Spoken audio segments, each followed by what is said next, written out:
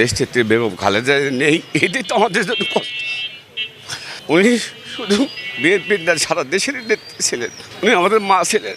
আজকে আমরা সবাই এই দেশবাসী এতিম হয়ে গেছে। আজকে আমাদের গণতন্ত্রের মা, আমাদের নেত্রী বেগম খালেদা জিয়া, যিনি সারা জীবন আফসোস করে নাই, এই গণতন্ত্রের জন্য যে নিজের জীবনকে বিসর্জন দিয়েছেন। শুধু বগুড়া নয়, শুধু বগুড়ার মানুষ নয়, সারা দেশের মানুষ আজকে কষ্টে জর্জরিত।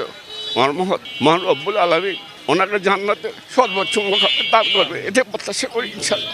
দেশনেত্রী বেগম খালেদা জিয়া রেখে যাওয়া কথাগুলো এবং তার আদর্শকে বুকে ধারণ করেই আমরা যারা জিয়ার সৈনিক রয়েছি তারা যেন বাংলাদেশে রাজনীতি করতে পারি এবং দেশনেত্রী বেগম খালেদা জিয়ার যে আদর্শকে বুকে ধারণ করে বাংলাদেশের মানুষ তথা দেশনেত্রী বেগম খালেদা জিয়ার কথা মনে করবে। ইনশাল্লাহ আগামীতে আমরা মনে করি গণতন্ত্র যখনই বিপদের মুখে পড়বে, দেশনেত্রী বেগম খালেদা জিয়ার কথা মনে করবে। কারণ দেশনেত্রী বেগম খালেদা জিয়াই মানেই গণতন্ত্র, দেশনেত্রী বেগম খালেদা জিয়ার কথা মানেই বাংলাদেশ যে হুমকির মুখে পড়েছিল, দেশনেত্রী বেগম খালেদা জিয়ার কথা মুখে রেখেই আমরা যেন আগামী দিনে পথ চলতে পারি।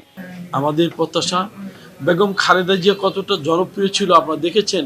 দেশ স্বাধীনের পর যতটা আসনই নির্বাচন করেছে, কোনো আসন থেকে তিনি কিন্তু পরাজিত হন নাই। বাংলাদেশের এটা একটা মাইল ফলক হয়ে থাকবে। তিনি সবসময় বিএনপিকে নিয়ে ভাবেনি, তিনি তার পরিবারকে নিয়ে ভাবেনি, তিনি বাংলাদেশের 18 কোটি মানুষকে নিয়ে ভেবেছেন।